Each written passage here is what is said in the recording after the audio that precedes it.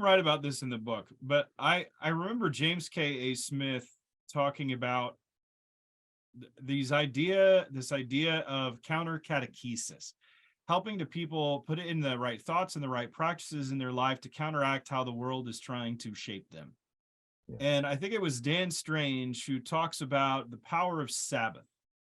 What role does the Sabbath play in helping us cultivate this practice of holy noticing? Yeah. Well, clearly, Sabbath keeping, the Sabbath principle is biblical. From Genesis all the way through. Just the Bible starts out with that. It's interesting.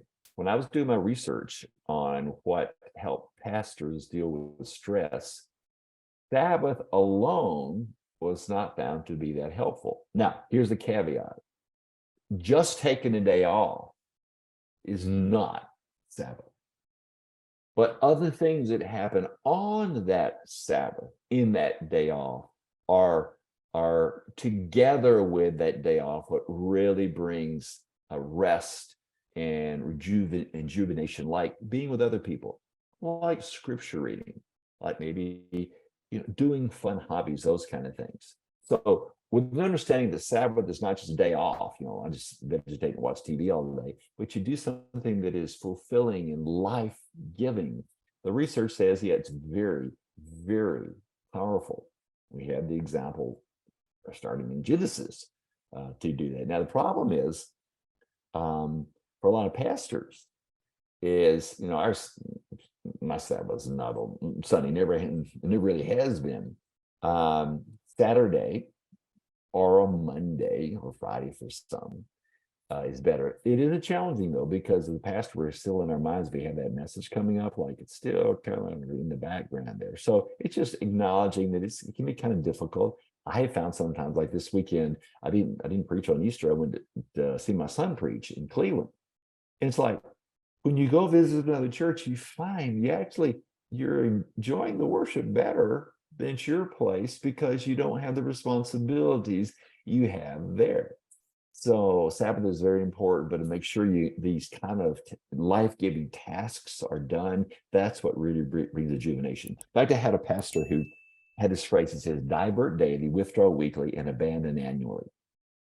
Divert daily, have a time every day when you're just resting, restful, doing fun things, restful things, spiritual things that aren't just to produce something. Divert daily, withdraw weekly, that's that weekly Sabbath, abandon annually.